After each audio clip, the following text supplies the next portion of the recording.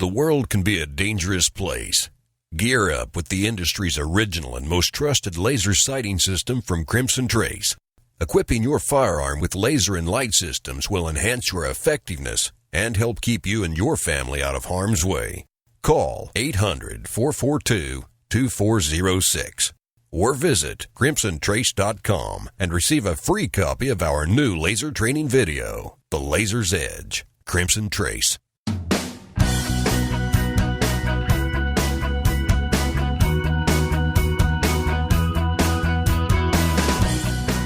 The #1 national voice in defense of your Second Amendment rights. You're listening to a special reloaded edition of Gun Talk. No need to call. Just sit back and enjoy the show, and Tom will be back live next week. Now, more Gun Talk.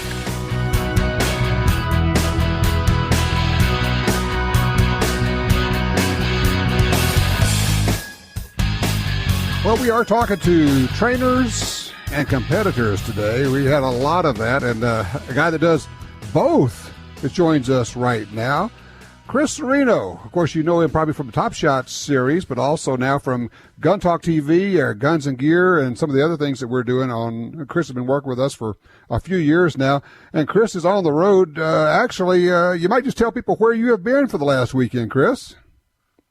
Well, Tom, we finally got home. We just got home about an hour ago, and we were down in West Virginia in Glengarry at the Peacemaker National Training Range down there, and we shot the NRA World Shooting Championship during the day, and in the night we shot the formerly the Crimson Trace night match, and now the Starlight 3-gun.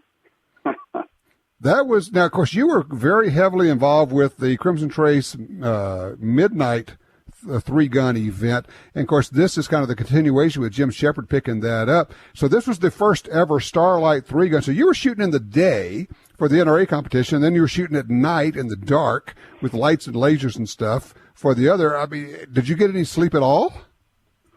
Well, the first night was pretty rough because we didn't start shooting until the afternoon. The NRA match was a half-day format, so you either shot in the morning or you shot in the afternoon. So first day we shot in the afternoon, and just about the time we finished, we enjoyed a fantastic meal provided by Jim in the Starlight 3-gun, and then right from there we hit the ranges and we shot 4 stages that night, and we got back to our hotel just about 1:30 in the morning.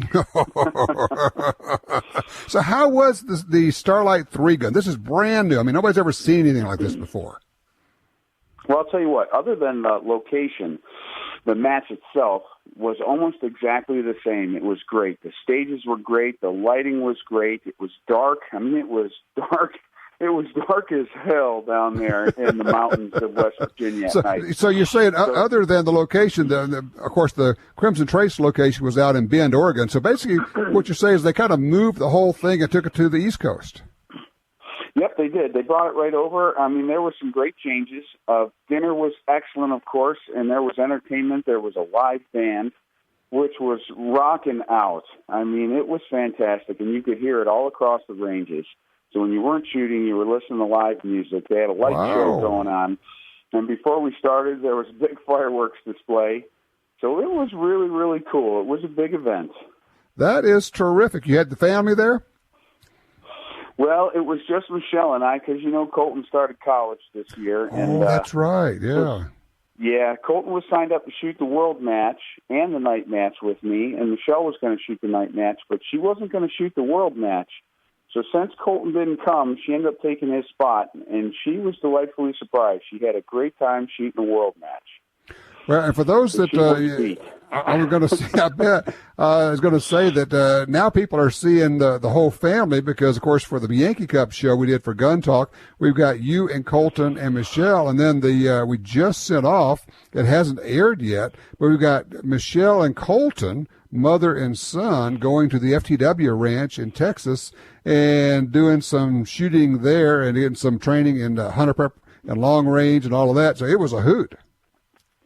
Yeah, that long-range training really came into play for the world match with Michelle because we had targets out to almost 900 yards. So we were shooting bolt guns and semi-autos and a variety of targets from, anywhere from 500 to 900, and it was excellent.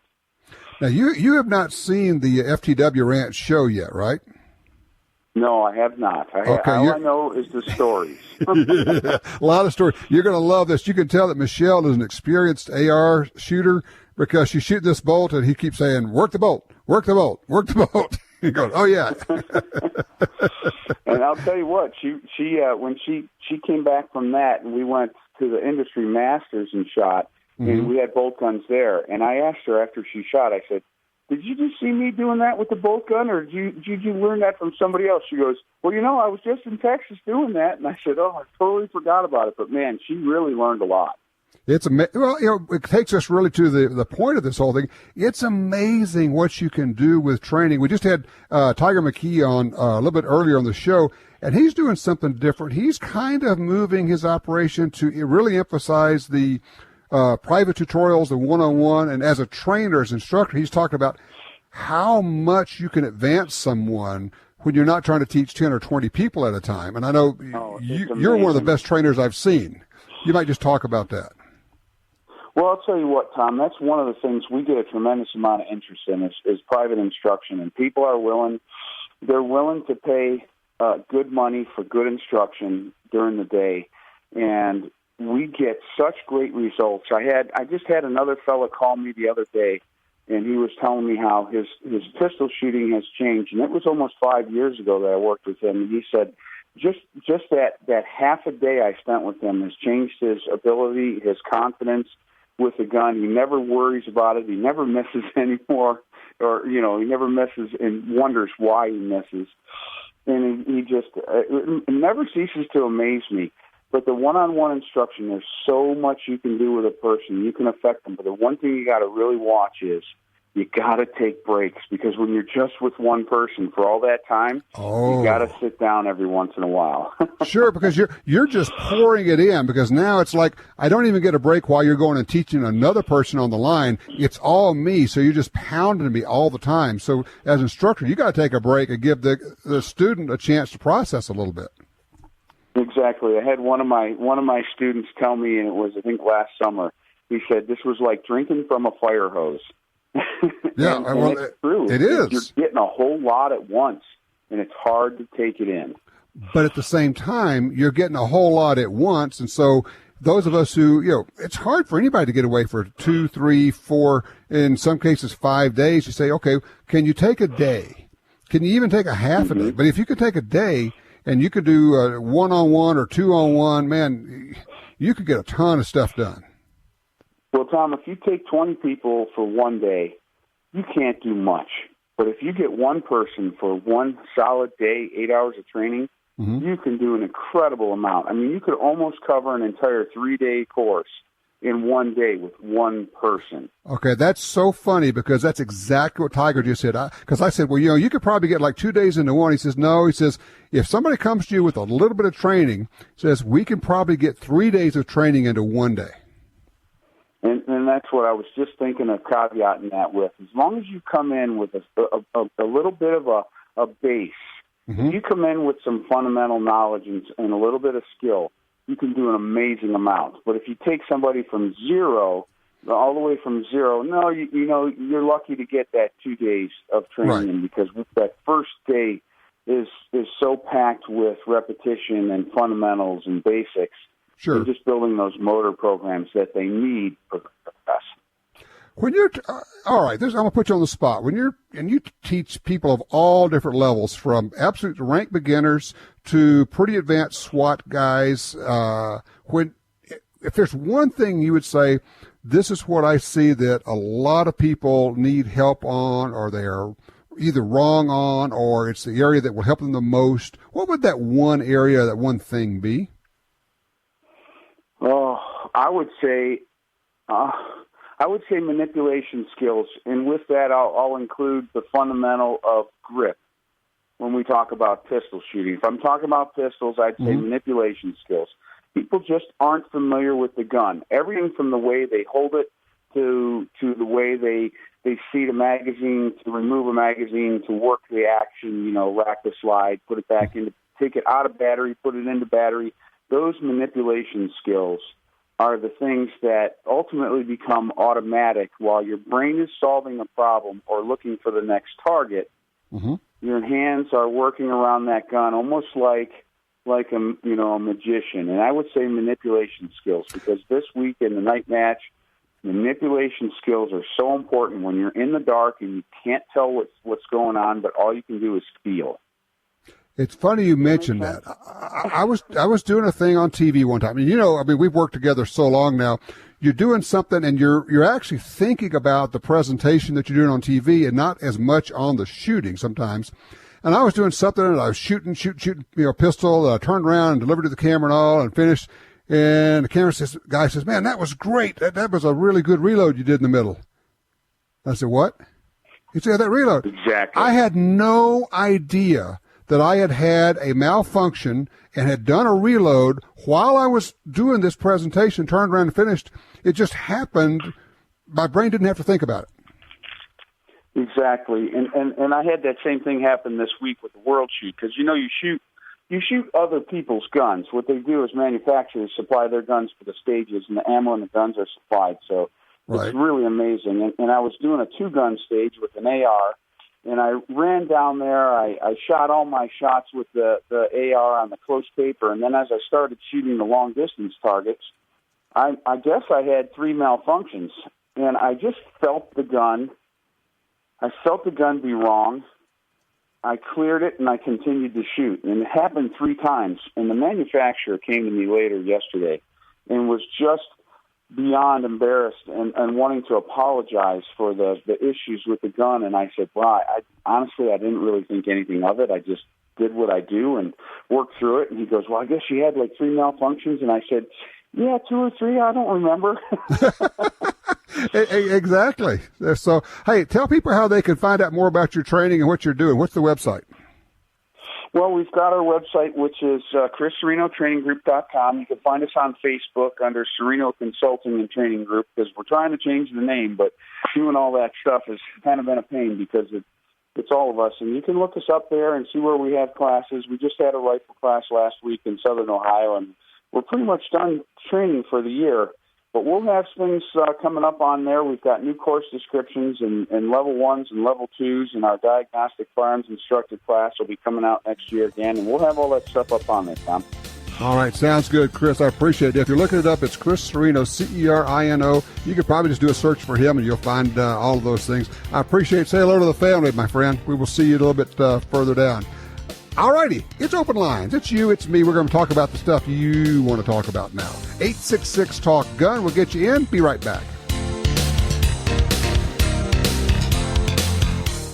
A great rifle and scope won't do you any good if your mount fails. Whether it's for hunting, competition, or tactical use, Warren has a rugged, reliable scope mount for you. Warren scope mounts are the choice of top competitors and professional hunters alike. American-made quality and performance you can count on. Visit your local dealer or go to warnscopemounts.com. WARNE scopemounts.com. Set your sights on Warren. Attacks happen every day. How will you react? See real people put into real-life criminal attack situations on First Person Defender. Discover what works and what doesn't. Kidnapping, ATM robbery, home invasion, and other attacks. Learn how to save your life and the lives of your family. Get the entire first season on DVD at shopguntalk.com. Get prepared. Shopguntalk.com. The Ruger American Rimfire Rifle combines features of the Ruger American Rifle and innovations of the 1022 Rimfire Rifle to appeal to all bolt-action enthusiasts. It features a modular stock system that provides comb height options for scope or iron sight use, a power bedding integral bedding block system for outstanding accuracy, a Ruger Marksman adjustable trigger, and a 1022-style rotary magazine for reliable feeding. The Ruger American Rimfire Rifle, another rugged, reliable firearm from Ruger. You're at a gun store and your phone tells you about hot deals. Want to know about special offers? No problem when you have GunDealio, the free app for your smartphone. GunDealio delivers the latest deals on guns, ammo, and extras direct to your phone. Don't overpay for your shooting gear. Get GunDealio. It's free at the App Store and Google Play. Trigger the deals with Gun Dealio. GunDealio.com. Hi, this is Tom Gresham from GUNTALK. America is losing critical wildlife habitat at a rate of one football field every hour. It's happening on the Louisiana coast, but it's critical to all sportsmen and conservationists. These precious wetlands provide winter habitat for more than 10 million ducks and geese annually, waterfowl that migrate north through dozens of states. Don't shrug it off. Get involved. You can help. Visit vanishingparadise.org. You may be a new shooter, a longtime gun owner, or even a police officer or soldier. No personal defense handgun is fully equipped without a Crimson Trace laser sight or light. Get the confidence and reliability you need to protect family, home, and country. Call 800-442-2406 or visit crimsontrace.com for a free copy of our new laser training video, The Laser's Edge, Crimson Trace.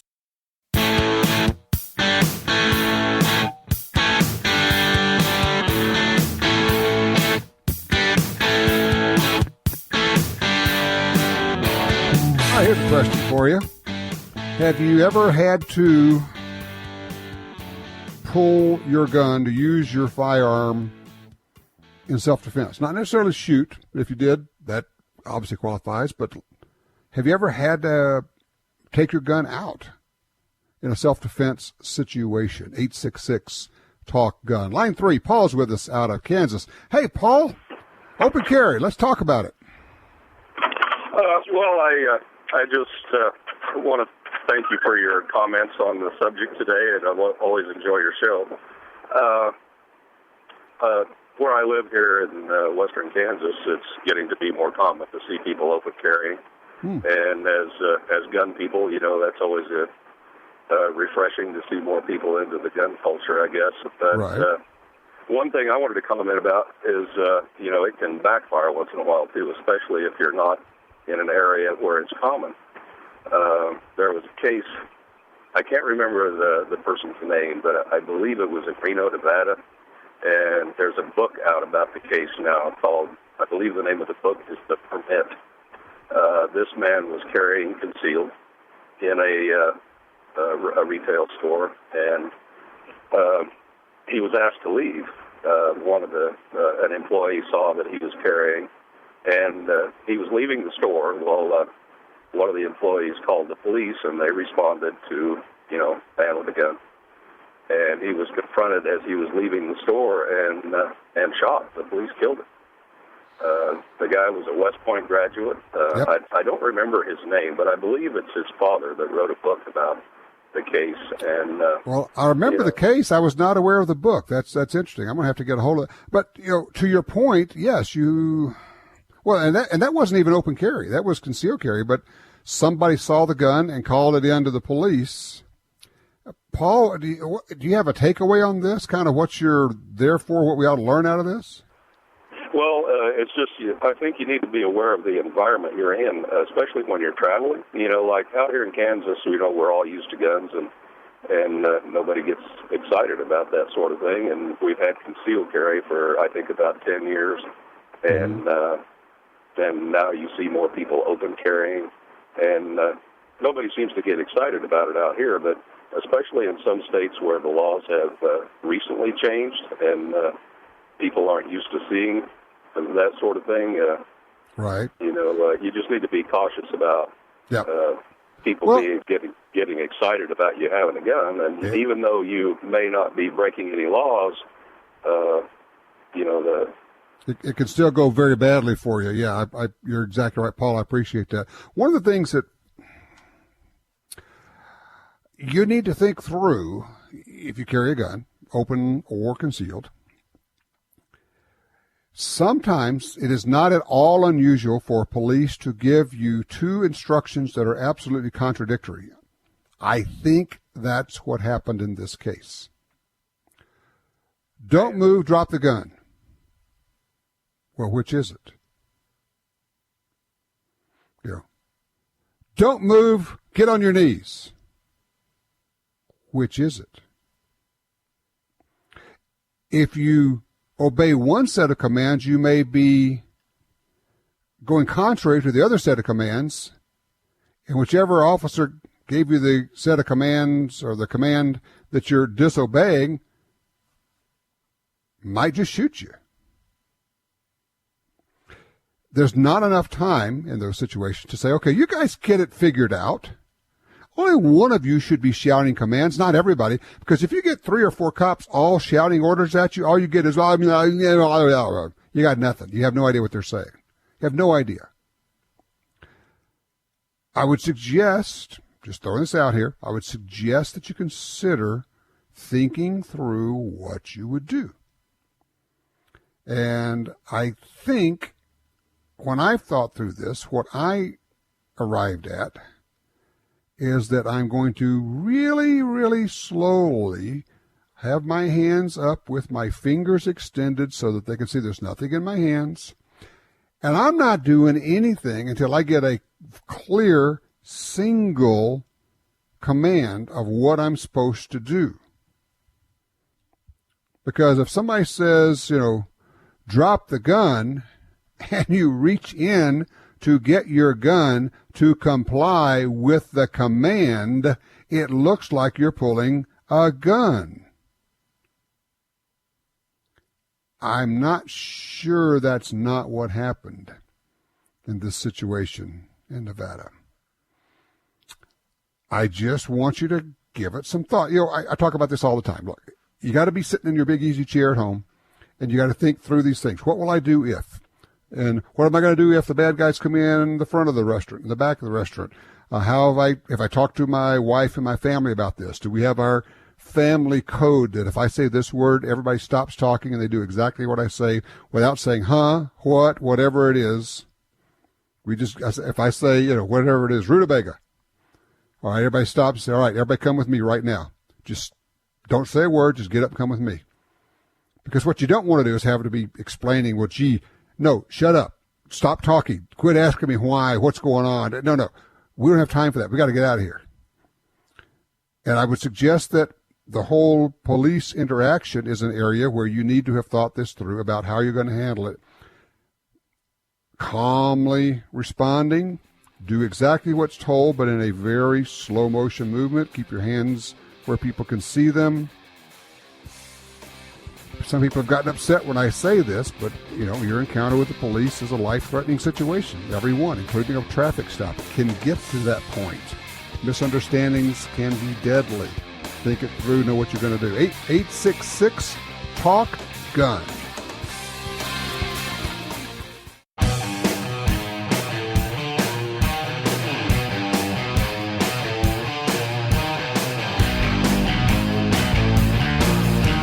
You're listening to Gun Talk Reloaded. No need to call, just listen.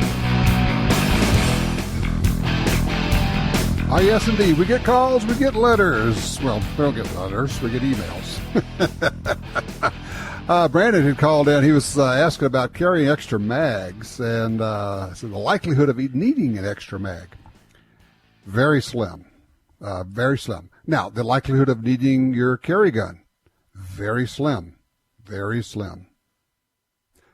But you carry one. Why is that? Well, because I would really, really hate to need it and not have it. Same reason for an extra magazine. I would really hate to need it. I would hate to have my gun go down and it can't get it working and I'm in the middle of a gunfight or a fight of some sort.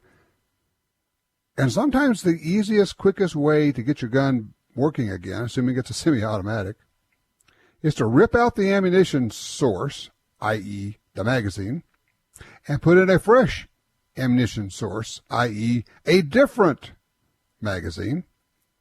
Because with semi-automatics, if you're having a problem feeding or jamming, I would offer my thought that it's about a 50% chance or better that it's a magazine problem more than anything else. Well, first it might be a shooter problem and then a magazine problem. But the other thing is, I love it. People say, well, the average gunfight is only 2.62759 shots. Great. And if you're not in the average, and if the situation you're in demands that you have to fire a number of shots. I mean, you start looking at some of these dash cam videos, and people are getting hit 6, 7, 8, 9, 10, 12 times. Hit, not shot at, hit, and they're still fighting. And then imagine if there's more than one. You may have to apply some persuasion to more than one person. Look again at that 6-shot gun that you're carrying. And let me tell you, if you need an extra magazine, you need it more than anything in the world. You need it more than you have ever needed anything in your entire life. Why are you not carrying an extra magazine? I don't understand it. Had a guy call in, Liddy called in, by the way, said he had called in some time back and asked who he could trust. Trust being a good part of this. Who he can trust in selling some high-end firearms he had. We told him Johnny Dury, Dury's Guns, right? Dury'sGuns.com. And same as we always say. He just called back today. He said, wanted to thank Michelle and the crew here for the referral. Said he also wanted to thank Johnny. He said he had a great experience there. He said he'd no sooner shot his or sent his gun to Dury's and found out he'd sold. He's delighted. Dury's Guns, DURYS Guns.com. If you need to sell 1 or 100 or 1,000 guns, I use them. Can't recommend them more highly. Aaron is on line 2. And calling out of Washington State. Hey, Aaron, how are you? Howdy, Tom. So what do you got going here? What's your idea? So my idea is to challenge your listeners to donate money to the Second Amendment Foundation, the NRA, and the ILA. And what I do is I get paid direct deposit, and I have bill pay already set up, so I get paid weekly, which is rare. But every week when I get paid, automatically my bank account sends the Second Amendment, the NRA, and the ILA $5 every week. Now, $5 is the basics. It's something simple, but I do get paid every week. So I'm challenging people to do something similar and set up a bill pay in their account, and they won't even notice it. Well, now, people are going to say, well, gee, that adds up to a lot. Well, yeah, it does, but the question is, how much pain does it cause you? How much do you miss? So that totals up to $15 a week, right? Correct. All right, 5 to the NRA, 5 to ILA, which is the lobbying arm of NRA, and 5 to the Second Amendment Foundation, which does fabulous work on the litigation side. You know, my wife and I went to a drive-through hamburger place recently, and she got out a $10 bill for 2 of us to get a couple of burgers, and $10 didn't get it. It was like $14, $15 for 2 burgers, you know, and a couple of drinks. So $15 doesn't go very far, but the other side of that is it probably doesn't impact you a whole lot either. No, I don't notice it. I don't notice it at all. I mean, up here in the Washington area, we go through a lot of coffee. You know, $7, $5 plus a tip is not uncommon for a drink. And then if, you know, you don't have to do all 3. I wanted to do that, but I know the Second Amendment Foundation, they're doing a lot of work and a lot of heavy lifting. I don't hear much about the ILA, but I still know they're doing work. Oh, yeah, they're there. And I'll tell you where the ILA is really doing great work is quietly in the halls of Congress. A lot of stuff that never gets introduced or a lot of stuff that goes to die is because the ILA is working on it. Correct. So the challenge was to get your listeners to maybe do something similar. I mean, $5, most of us won't even notice it, and if you're paid once a month or every 2 weeks or whatever, you might even notice it less. So, I mean, it's just one of those things. I think it's a fabulous idea. Now, let me ask you, did you come up with that on your own? Did somebody mention it to you? Where did it come from? I think it was at SHOT Show when I was talking to Second Amendment Foundation a couple years ago. I just kind of said, you know what, I'm going to start donating to these guys. And I didn't like the idea of always going to their website and paying them and doing all that. And I already using bill pay already from all my bills. So I just went, well, let's see if I can donate. And I just typed it in and put donate. And the next thing I noticed, it started going through. And then I went, well, let's do the ILA and let's do the NRA too. And all three of them were starting to go through, and I talked to the Second Amendment Foundation recently and said, yeah, we're getting money from you. We can see it. And same with the NRA. They can see that they're getting money from me. So I was very happy to hear that it was all working out. That is terrific. I mean, I just think it's a fabulous idea. You know what it is, Aaron, and you touched on this. It's painless. And that's when, you're going to keep doing it. You just set it up. You don't have to think about it. You don't have to write a check. It just gets automatically swept from your account, gets sent over to them. So congratulations, a huge Gun Talk attaboy on that idea. I'm passing along to everybody with Aaron's challenge to everybody. What do you think? Could you do this? Could you set this up? Is there any reason that you wouldn't do this? Call us, 866-TALK-GUN. We will be right back. Before Silencer Shop made it so easy to suppress firearm noise, this was considered quiet. After Silencer Shop, this is considered quiet. Help make the world a quieter place. Visit silencershop.com to find a dealer powered by Silencer Shop near you. No crickets were harmed in making this commercial. When it's all on the line, you can count on Trijicon Optics. Earning its reputation in combat and on hunts in all corners of the world, Trijicon comes through. The new AccuPower rifle scopes feature battery-powered illuminated reticles, variable power, adjustable brightness, plus they're waterproof. The years of waiting, the dollars spent, your hunt of a lifetime comes down to a single moment. Get Trijicon quality. Trijicon.com. Trijicon.com. The XDM 3.8 Compact from Springfield Armory is 2 guns in 1. Use as your concealed carry gun with a compact magazine and use the extended magazine for home defense. Carry 13 rounds of 9mm in the compact magazine and a whopping 19 rounds in the extended magazine. To see the entire family of Springfield Armory XDM pistols, go to SpringfieldArmory.com. That's SpringfieldArmory.com. In the fight for gun rights, we need ammunition, intellectual ammunition. And no one does it better than researcher John Lott, author of More Guns, Less Crime. John created the Crime Prevention Research Center to counter the junk studies being done to push gun control. But he doesn't have the big bucks of billionaires like Michael Bloomberg. All he has is us. So I'm asking for your help. Go to crimeresearch.org and donate what you can. This research makes all the difference. People ask what they could do to help preserve the Second Amendment. Honestly, this is one of the best moves you can make. If you can give a lot, that's great, but even the cost of a box of ammo helps. We need John Lott's intellectual ammunition. Go to crimeresearch.org. It's time to step up. crimeresearch.org. A great trigger can make you a better shooter. For over 60 years, Timney triggers have been trusted by hunters and shooters everywhere. Timney triggers are proudly made in the USA and come with a lifetime warranty. Installation is easy. Give yourself the Timney Trigger advantage.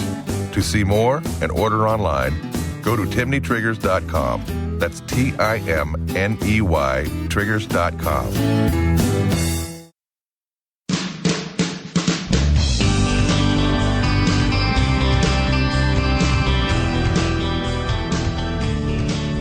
All righty, back with the 866 Talk Gun. Get you in here. Paul's in Reno, line 3. Hey, Paul, you're up. Hi there. Yes, sir. Yeah. I just wanted to put a shout out to everybody in northern Nevada and in the Sacramento area that the Cowboy Fast Draw is having their yearly Fastest Gun in the West shoot out at Fallon this Friday, Saturday, and Sunday. Mm-hmm. And I had a chuckle for that guy that came on and said that the nobody could draw a gun and shoot in under 2 seconds. even with a cowboy rig, an old-fashioned single-action revolver, huh? Yeah, well, I don't know if he meant that, but I'll tell you what, they just set a new world record by a gentleman by the name of Master Gunfighter. He pulled and shot at 21 feet, 2.295 of a second. Wow. So less than a third of a second to get a shot off. That's reaction time, right? It's going from a signal? Yeah. Oh, yeah. And I'll tell you what, I mean, it's anybody wants to come out and take a look. It's like the Old West. I mean, we have their Western regalia on, and, I mean, everybody's in their, cowboy gear, and it's none of the cowboy action thing where they, they can have the metal inserts in their holster. It's all got to be all leather holsters, 45 single action, and we shoot at 21 feet with wax bullets, and always going to get, like, oh, you can't do that. We got kids shooting too. That's cool. That's going to be it's in Fallon? It's in Fallon this Friday, Saturday, and Sunday, 2nd, 3rd, and 4th, from 8 o'clock until, probably around not 5 or 6. Depend on how the action goes. I understand we have over 200 shooters this year. That's with men, women, and kids. I mean, we got kids fabulous. Shooting. Yeah, we had a kid shooting in the Scotia Springs here just the last month. He was 14 years old, and he was shooting consistently in the .36, .37, .38 of a second. So they moved him up to adults, and now the kids could handle him. That's it. You get up there and give the adults a hard time. Paul, look, I appreciate the heads up on that. It's always fun to hear about new or different shooting events, and this one's coming up this weekend. So line 2, Steve's with us out of Great Bend, Kansas. Steve, this is an interesting idea. What are you proposing here? Well, I'm just sitting here with Lonesome 300 H&H Magnum, listening to your program, and the gentleman came on with the donation plan. Mm-hmm.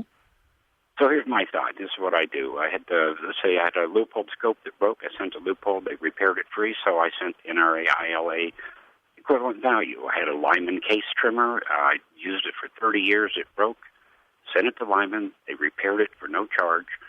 So I sent NRA, ILA some money. That's my plan on it. Now, how do you figure? You just kind of make a rough guess of what you thought it might have cost? Sure. Yeah, I know what a new case trim is. I figure half. A new scope, I don't know what it costs to repair a scope. I make a reasonable donation then. What a great idea. So I kind of feel that, I make other things too, but that's kind of the way it's paying. Because I read this all the time. People write into websites, boy, my something broke, and I sent it, and, where else in the world do you get things repaired free after you've owned them 30 years? That's crazy, isn't it? Yeah. I mean, it's crazy what happens in the gun world. You send it back. They owe you nothing at 30 years, and yet they fix it for free.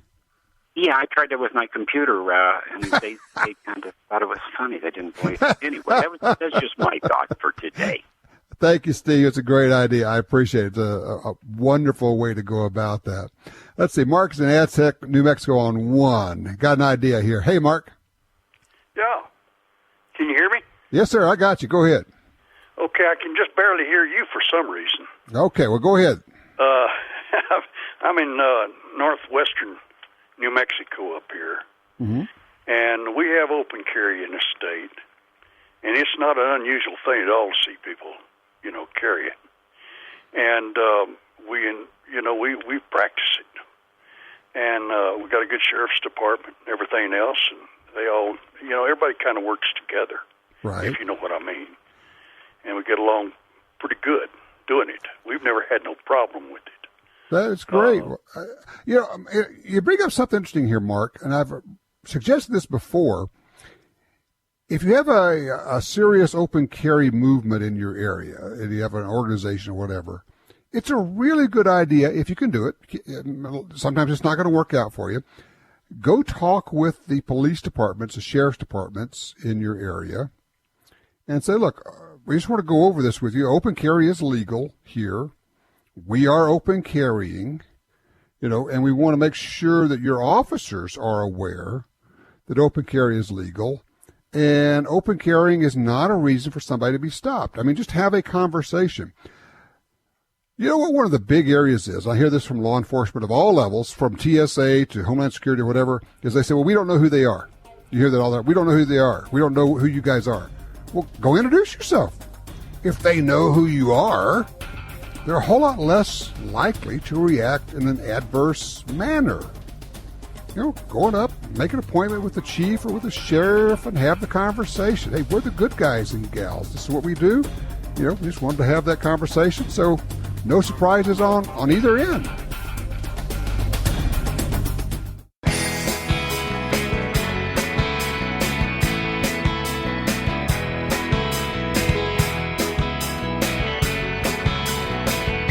All right, don't forget that just a few minutes we're going to start the after show if you'd like to be a part of that. And you know, if you heard Leaf Man, you know how interesting the after show can be.